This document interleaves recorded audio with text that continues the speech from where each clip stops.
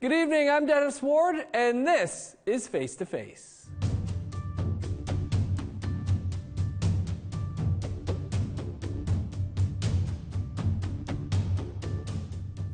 Our guest this week is the recently re-elected Grand Chief of the Southern Chiefs organization in Manitoba, Jerry Daniels.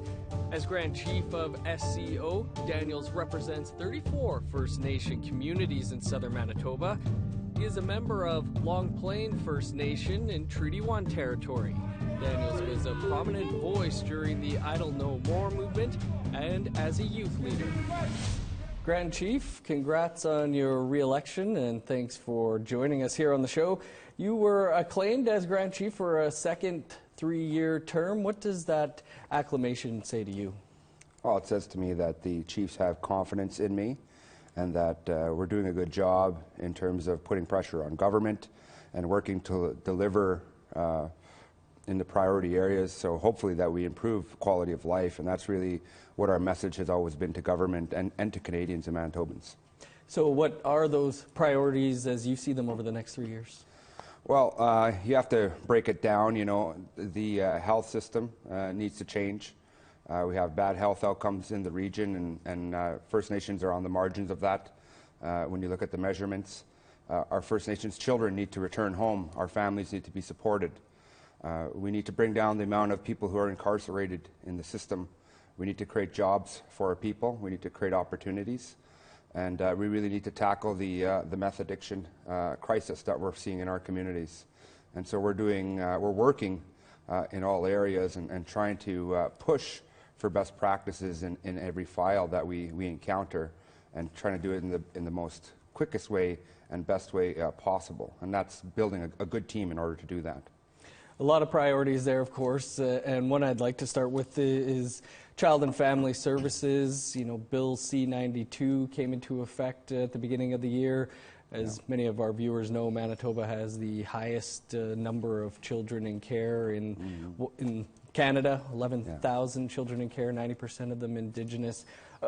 Why is this such a major issue for yourself, given those numbers?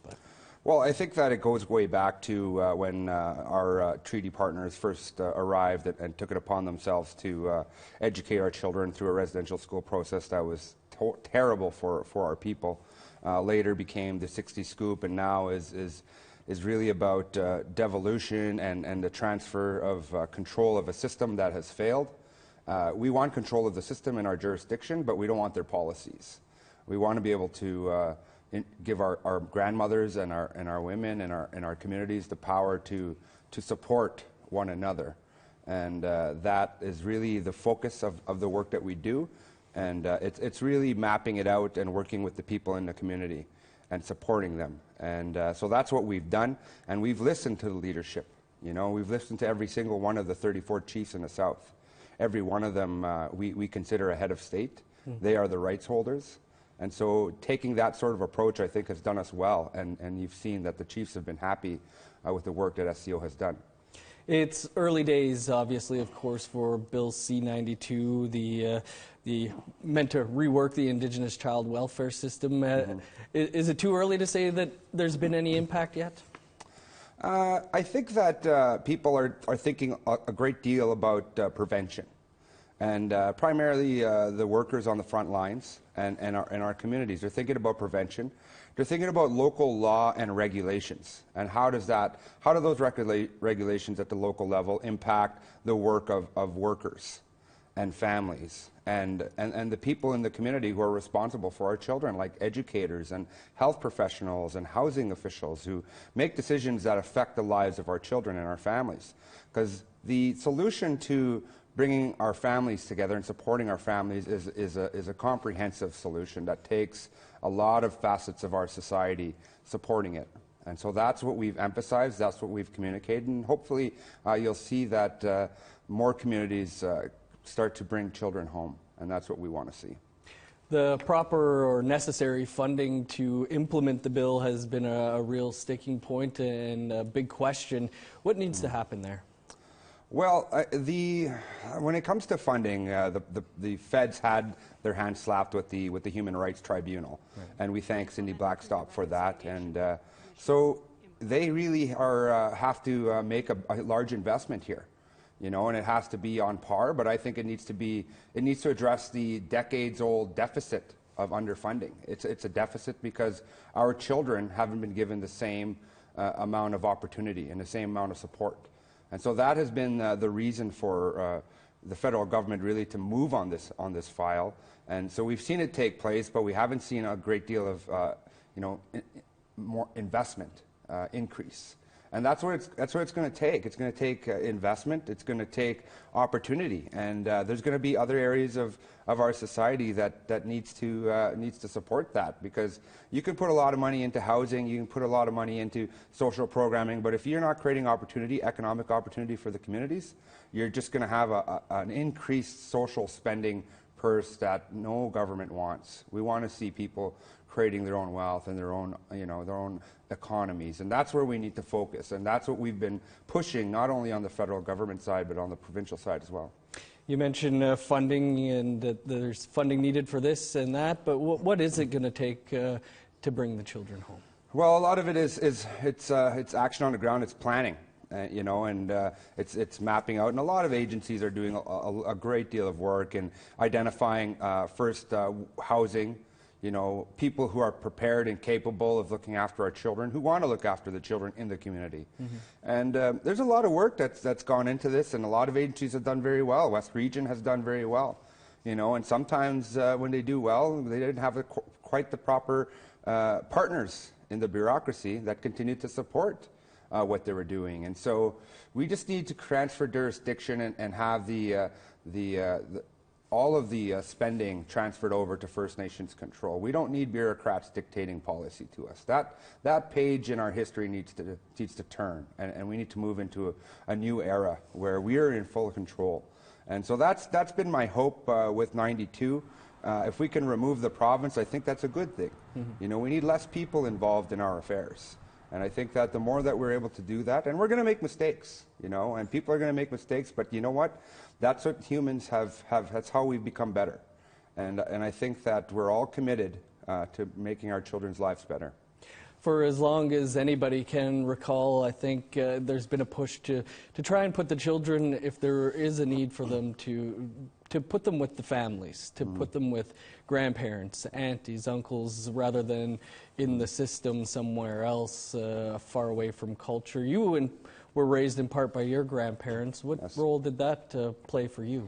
A hugely significant role. My grandparents were healers, and they were spiritual people, and we had people from all across Turtle Island who came to our home, and they laid the foundation for me. I watched my grandfather smudge every single morning, and when he prayed, he always gave thanks. And he never told me that that's what I had to be or this is what you need to do. He just did it. And it's through his example that really grounded me in the belief and my faith in our creation. And I guess, just having that culture around every day must have shaped you in many ways. Yeah, you go through the experience that all of us have gone through.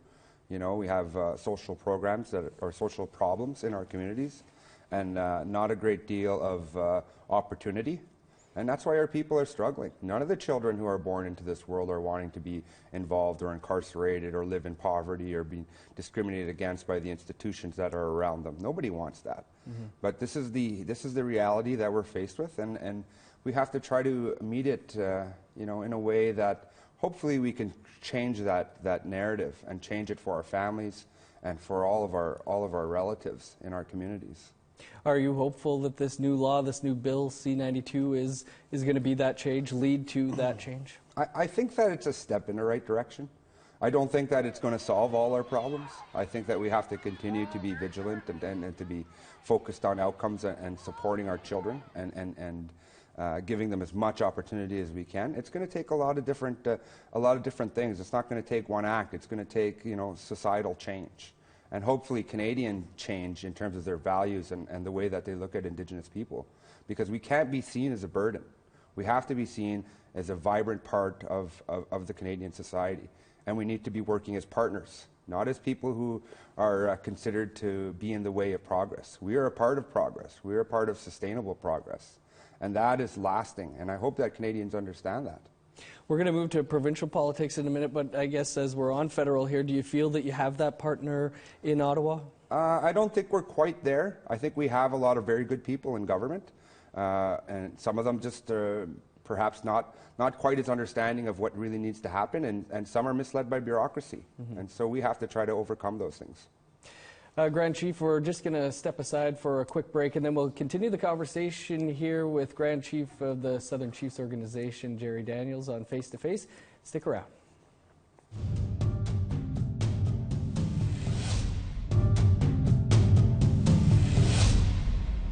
Welcome back to Face to Face. Our guest this week is the Grand Chief of the Southern Chiefs Organization, Jerry Daniels, which represents 34 First Nations in Manitoba. And Grand Chief, one of those nations that you represent has endured nearly a decade of heartache, being moved around. That's been well documented here on APTN. Lake St. Martin was one of the communities flooded out in the 2011 flood in an effort to prevent more flooding here in the city of Winnipeg.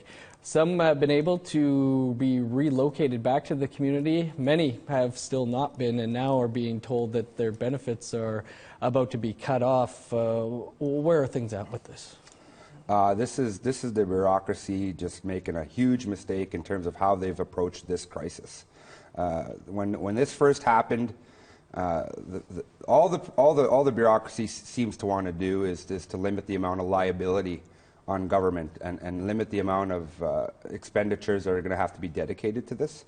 And the other side of this is this policy and approach, and how are you going to support our people? How are you going to ensure that they are being compensated properly, and that when they are in the city, are they be given opportunity? And are they not going to be susceptible to all of the social problems that we see here in the city? And they really haven't done a great deal to try to combat that. I don't think we had the right people there. And I'm going to put this all on the federal government and their bureaucracy, because they're keeping them there, and they're the ones who are following their policies and supporting it. And they've done a terrible job. You know, a lot of our young people are worse off than they were then. And now they're saying that, you know, well, we've done all we can. And that's just not good enough when the province and the feds were the ones who've created this situation.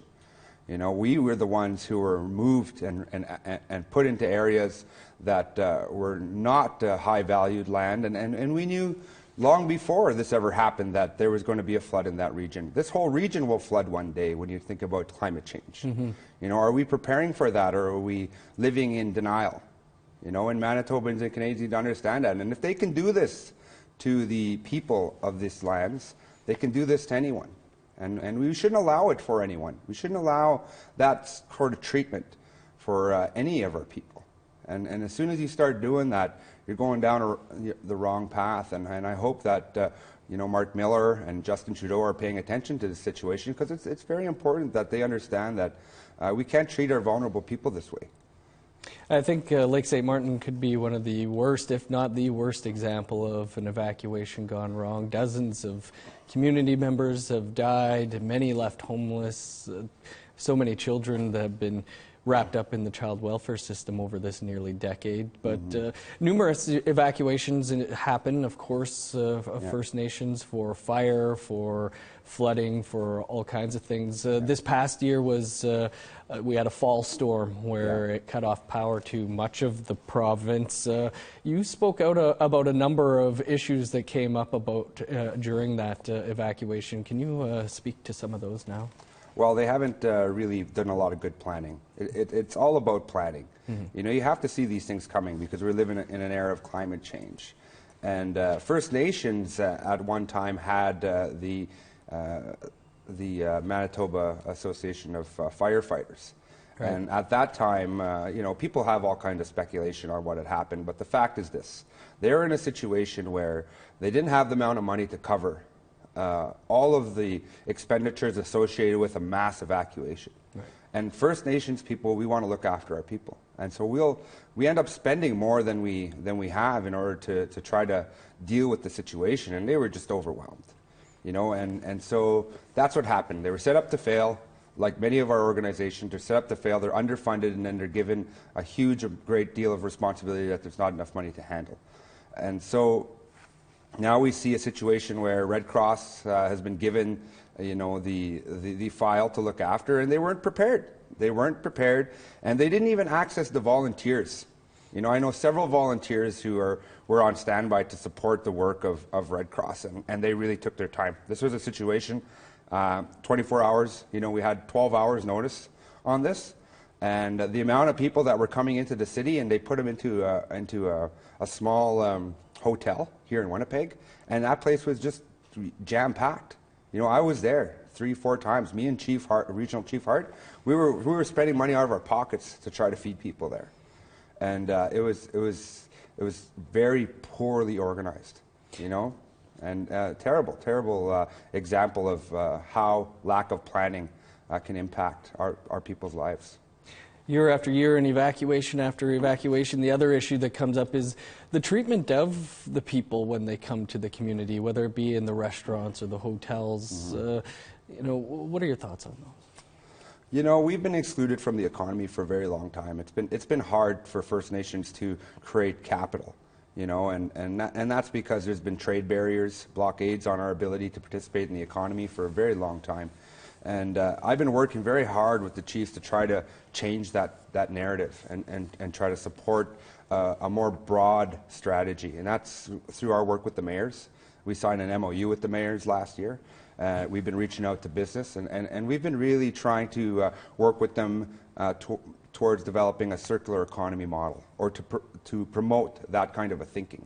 Because we're talking about renewable, we're talking about reusing all of the different aspects of our society, at least the waste, so that it's managed properly, and also the energy, and so that it's managed properly, and that we're looking to a long-term solution to the problems that we deal with. So that's part of it, and if we can change that narrative where we're creating partnership and people believe we're real partners, we're genuine partners, then I think that you'll see that people will change in their outlook and their perspective on Indigenous people, because we're wanting to contribute to society, and we have been contributing. This country was built on First Nations, and so we have to continue to inform people of that.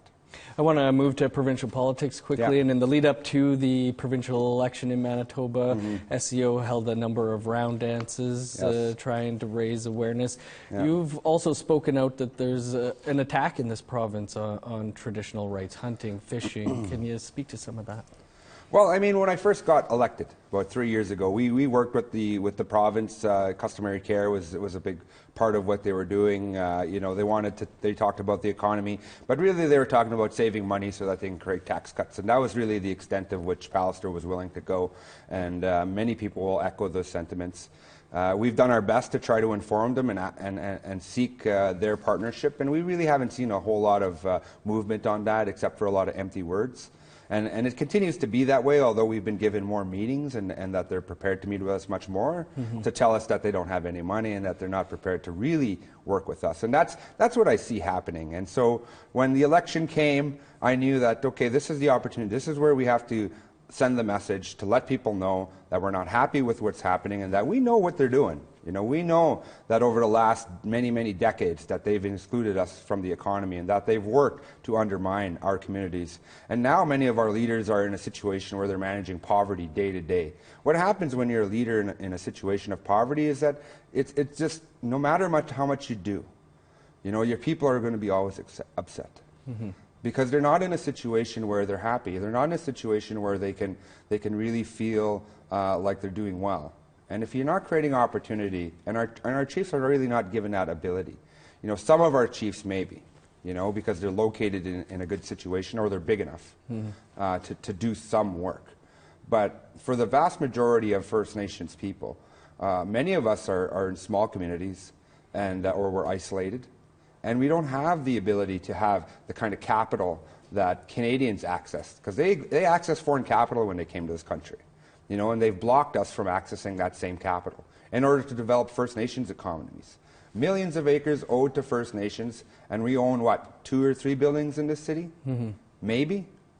We should be owning at least 20% of the economy that's currently thriving in this city and in this province. And there's a reason for that, and it's not because First Nations were not wanting to work. It's because we were systematically excluded. And that's the honest truth. And so we're going to continue to raise that message and continue to sit at the table and work with our partners, work with the business community, work with the mayors. So it's not a, we're not going to work with you and we're going to stonewall everything that you do. It's that we'll work with you, but you have to treat us fairly and you have to look at us as genuine partners, because we're not coming here with cup in hand. We're coming here with, open arms. Let's work together as a family, and let's think about the sustainability of all of us. Grand Chief, we've got to step aside for one more quick break, and then we're going to come back and talk traditional medicine here on Face to Face with our guest, SCO Grand Chief Jerry Daniels. Stick around.